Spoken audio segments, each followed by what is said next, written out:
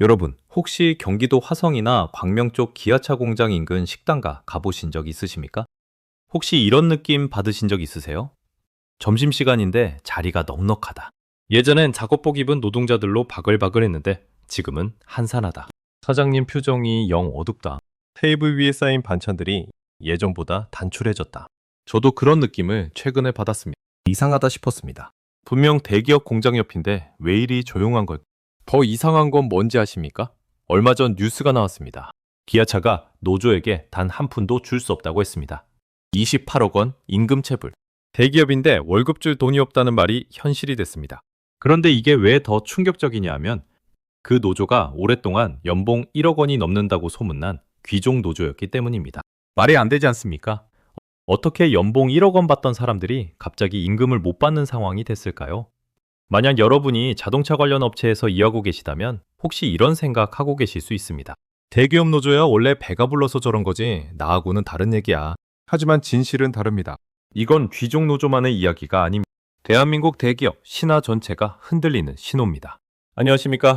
저는 대기업 재무 현장에서 35년 가까이 일하다가 수년 전 정년퇴직을 했고 지금은 작은 경제연구소를 운영하면서 소상공인들과 중소기업 대표들의 경영상담과 재무 컨설팅을 해드리고 있는 박 소장입니다. 현장에서 임금 협상 테이블이 얼마나 살벌했는지 구조조정 통보문서를 직접 다뤄봤습니다. 1997년 IMF 당시 저는 그 구조조정 현장 한복판에 있었습니다. 동료들이 하나씩 짐 싸는 걸 봤고 20년 넘게 다닌 분이 어느 날 아침에 사라지는 걸 직접 봤습니다. 요즘 상담실에서 만나는 분들 표정을 보면 그때와 묘하게 닮아 있습니다. 이 이야기가 여러분의 생계와 자산을 지키는 데 도움이 된다면 구독과 좋아요로 함께 해주십시오. 그리고 지금 자동차 관련 업종이나 대기업 협력사에서 일하고 계십니까? 혹은 그 주변 상권에서 장사하고 계십니까? 댓글로 남겨주시면 제가 직접 조언해드리겠습니다. 자, 지금부터 기아차 귀족노조 붕괴의 5가지 진실을 말씀드리겠습니다. 먼저 쉽게 설명드리겠습니다. 기아차 노조원 평균 연봉이 얼마인지 아십니까? 2023년 기준 기아차 직원 평균 연봉은 약 9,500만 원이었습니다. 여기에 각종 수당과 성과금을 합치면 1억 원이 넘는 조합원도 상당수였죠. 현장에서 용접하고 조립하는 생산직이 1억 원을 번다는 게 귀족노조라는 말이 나온 배경입니다. 그 자체가 문제가 아닙니다. 열심히 일해서 많이 버는 건 좋은 일입니다. 문제는 그 구조가 어떻게 유지됐고 그 구조가 지금 왜 무너지고 있느냐는 겁니다. 제가 대기업 재무 현장에서 일할 때 임금 협상이 끝나고 나면 매번 같은 말이 나왔습니다. 이번에도 노조가 이겼다. 이 말이 나올 때마다 제가 근무하던 곳 분위기는 묘하게 침울했습니다. 노조가 원하는 대로 올려주면 원가 구조가 흔들리고 안 올려주면 파업으로 공장이 멈추니까요. 결국 매년 올려주는 방향으로 흘렀습니다. 2000년대 초반부터 2015년 전후까지 현대기아는 글로벌 판매량이 폭발적으로 늘었습니다. 살리는 차가 많으니 돈이 들어왔고 돈이 들어오니 노조 요구를 들어줄 수 있었습니다. 그 시절 기아차 공장 인근 식당은 점심값이 몇 년 사이 2배가 됐습니다. 노동자들이 밥값 안 따지고 쓰던 시절이었거든요. 지난달 저를 찾아온 박 대표라는 분이 계십니다. 53세, 기아차 협력업체를 15년 동안 운영해온 분입니다. 박 대표는 이렇게 말씀하셨습니다. 소장님, 솔직히 그때 저도 기아차 납품 덕분에 집도 사고 차도 샀습니다. 그런데 그 돈이 결국 어디서 나온 거였는지 이제야 알겠습니다. 우리 같은 협력사가 단가 후려치기를 당하면서 메워졌던 겁니다. 여러분, 이것이 귀족노조의 첫 번째 진실입니다. 그들의 1억 원 뒤에는 그보다 훨씬 적게 받는 수많은 협력사 노동자들이 있었습니다. 지금 당장 생각해 보십시오. 나는 그 구조의 어느 위치에 있습니까? 그러면 왜 갑자기 28억 원 체불이 생겼을까요? 구조를 먼저 이해하셔야 합니다. 자동차 회사의 원가는 크게 3가지입니다. 재료비, 설비비, 그리고 인건비입니다. 이 중에서 인건비는 한 번 올라가면 내려오지 않습니다. 재료비는 협상할 수 있고 설비는 감가상각이 있지만 인건비는 법으로 보호받습니다. 그러니 매년 올리기만 했던 거죠. 제가 재무 현장에서 일하던 시절 인건비가 총 원가에서 차지하는 비율을 늘 들여다봤습니다. 그 숫자가 일정 선을 넘기 시작한 해부터 경영진 표정이 어두워졌습니다.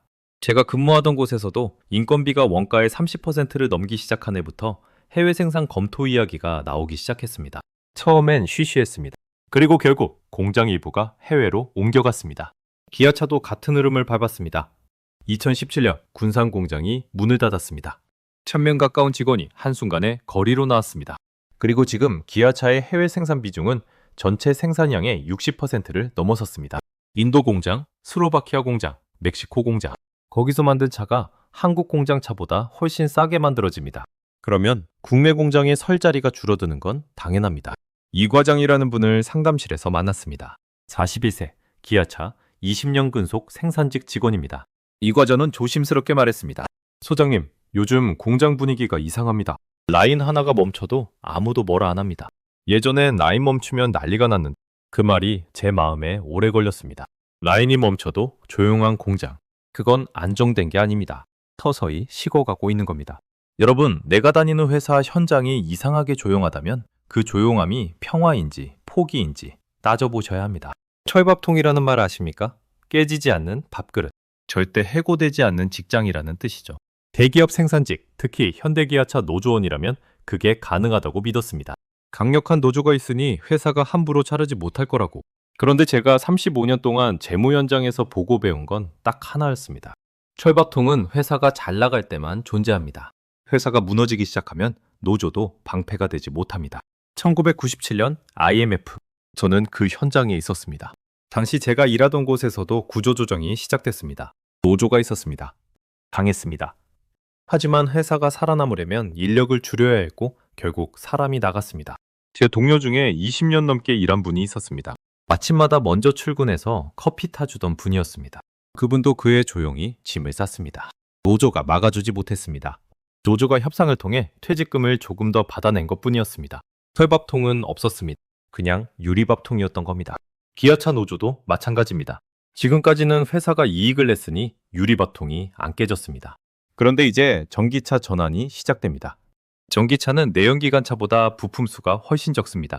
내연기관 자동차 한 대에 들어가는 부품이 3만 개라면 전기차는 10,000개 수준입니다. 부품이 줄면 조립 공정이 줄고 조립 공정이 줄면 사람이 줄어야 합니다. 최 반장이라는 분이 계십니다. 57세, 자동차 공장에서 30년을 일하셨습니다. 지난해 희망퇴직을 받으셨습니다. 최 반장은 상담실에서 이렇게 말씀하셨습니다. 소장님, 저는 30년 동안 이 회사가 나를 지켜줄 거라고 믿었습니다. 그런데 희망퇴직 문서를 받는 순간 그 믿음이 깨졌습니다. 그 말씀이 지금도 마음에 남아 있습니다. 여러분, 철밥통을 믿는 순간부터 준비를 안 하게 됩니다. 그게 가장 위험한 겁니다. 지금 당장 냉정하게 따져보십시오. 내 직장이 나를 얼마나 필요로 하고 있는지. 이 부분이 가장 중요합니다. 잘 들어주십시오. 노조는 왜 존재합니까? 노동자를 보호하기 위해서입니다. 그런데 역설적으로 기아차 노조는 스스로 조합원을 위기에 몰아넣는 결과를 만들었습니다. 어떻게 그게 가능했을까요? 메커니즘은 이렇습니다. 매년 노조가 강하게 임금 인상을 요구합니다. 회사는 울며 겨자 먹기로 올려줍니다. 인건비가 올라가면 원가가 올라갑니다. 원가가 올라가면 해외에서 더 싸게 만들 방법을 찾게 됩니다. 해외 생산이 늘어나면 국내 공장 가동률이 떨어집니다. 가동률이 떨어지면 인력이 필요 없어집니다. 결국 조합원들이 일자리를 잃습니다. 이 악순환을 미국에서 먼저 봤습니다. 2008년 미국 GM이 파산 신청을 했습니다. GM 노조는 세계에서 가장 강력한 자동차 노조였습니다. 그들이 쟁취한 임금과 복지는 미국 제조업 최고 수준이었습니다. 그런데 그 결과는 파산이었습니다. 미국 디트로이트는 자동차 공장의 도시에서 폐허의 도시가 됐습니다. 제가 근무하던 곳에서 그 소식을 들었을 때 회의실이 조용해졌습니다. 남의 이야기가 아니라는 걸 모두가 알았습니다. 지금 기아차 조합원 중에도 노조 때문에 불편하다고 말하는 분들이 있습니다. 40대 생산직 조합원 김 씨는 제게 조심스럽게 말했습니다. 소장님, 솔직히 노조 탈퇴하고 싶어도 공장에서 눈치가 보여서 못합니다. 탈퇴하면 따돌림 받는다는 말이 있거든요. 이게 노조가 만들어낸 또 다른 문제입니다. 선택의 자유가 없는 조직. 그건 보호가 아니라 구속이죠. 여러분, 지금 여러분의 직장에서 누군가 여러분의 선택을 막고 있다면 그것이 보호인지 통제인지 냉정하게 따져보셔야 합니다. 자, 이제 가장 중요한 질문을 드리겠습니다. 기아차가 끝입니까? 아니면 시작입니까? 저는 시작이라고 봅니다. 이유를 말씀드리겠습니다. 전기차 전환은 피할 수 없습니다. 2035년이 되면 유럽에서 내연기관 신차 판매가 금지됩니다. 이미 카운트다운이 시작됐습니다. 전기차 한 대를 만들 때 필요한 인력은 내연기관 차보다 훨씬 적습니다. 이건 기술의 문제가 아니라 구조의 문제입니다. 현대차, 기아차, 한국 GM, 르노코리아. 순서만 다를 뿐 같은 흐름에 놓여 있습니다. 폭스바겐은 이미 2024년에 독일 국내 공장 3곳을 폐쇄하겠다고 발표했습니다. 수만 명이 직장을 잃을 위기에 처했습니다. 포드는 2020년대부터 꾸준히 유럽 공장 감원을 진행하고 있습니다. 이게 강 건너 불입니까? 아닙니다. 한국 자동차 부품 협력사도 역시 같은 압박을 받고 있습니다. 정 사장이라는 분이 찾아오셨습니다. 48세, 자동차 부품을 20년 동안 납품해온 중소기업 대표입니다. 정 사장은 이렇게 말씀하셨습니다.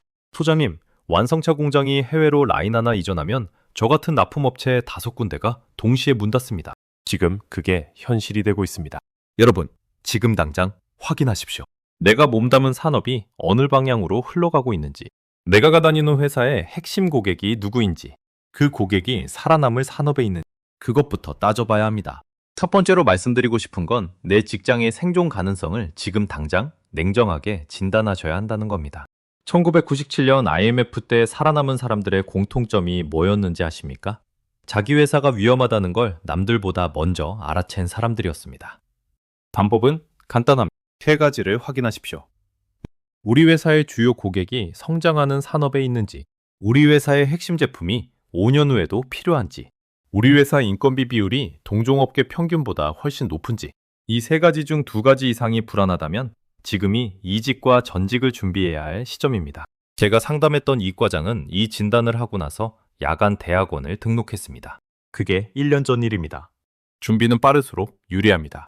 두 번째로 말씀드리고 싶은 건 대기업 협력사라는 이유만으로 안심하지 마시라는 겁니다. 오히려 대기업 협력사가 더 위험할 수 있습니다. 완성차 메이커 하나의 매출의 70~80%가 의존되어 있다면 그 완성차 메이커가 흔들리는 순간 협력사는 바로 무너집니다. 박 대표처럼 기아차 납품 하나로 15년을 버텨온 분들이 지금 가장 위험한 상황에 놓여 있습니다. 당장 납품처를 2군데 이상으로 늘리거나 업종 하나를 추가로 확장하는 준비가 필요합니다. 그게 힘들다면 지금부터라도 현금을 쌓으십시오. 위기가 왔을 때 버틸 수 있는 자금은 최소 6달치 운영비가 되어야 합니다. 그게 최소 기준입니다. 세 번째로 말씀드리고 싶은 건 노조라는 단어에 감정적으로 반응하지 마시라는 겁니다. 노조가 나쁜 게 아닙니다. 잘못 설계된 노조가 문제인 겁니다. 여러분이 직장인이든 사업주든 지금 내가 몸담은 조직이 단기 이익을 위해 장기 생존을 포기하고 있지는 않은지 살펴보셔야 합니다. 그리고 지금 자동차 관련 주식이나 협력사 채권을 들고 계신다면 이 흐름을 반드시 고려하셔야 합니다. 전기차 전환 속도, 해외 생산 비중, 국내 공장 가동률, 이 3가지 숫자를 분기마다 확인하시고 그 숫자가 나빠지고 있다면 포지션을 조정할 준비를 하십시오. 정보는 공개되어 있습니다. 보려는 의지가 있느냐 없느냐의 문제입니다. 다시 한번 말씀드립니다. 기아차 귀족 노조의 28억 원 체불은 이상한 일이 아닙니다. 오히려 예정된 수순이었습니다. 연봉 1억 원을 지탱해주던 호황이 끝났고 전기차 전환이라는 거대한 물결이 몰려오고 있습니다. 그 앞에서는 노조도 대기업 브랜드도 30년 근속도 방패가 되지 못합니다. 이것이 우리가 지금 보고 있는 현실입니다. 1997년 IMF 당시 살아남은 사람들이 있었습니다. 그들은 특별한 사람들이 아니었습니다. 단지 준비했던 사람들이었습니다. 위험 신호를 먼저 읽었고 미리 움직였고 기댈 언덕을 하나 더 만들어놨습니다. 반대로 무너진 사람들도 있었습니다. 설마 나까지야 하며 기다렸던 사람들이었습니다. 28억 원 임금체불 기사를 보면서도 남의 이야기라고 생각하는 분들이 계실 겁니다. 그분들이 가장 걱정됩니다. 오늘 이야기를 들으신 여러분은 이제 선택하셔야 합니다.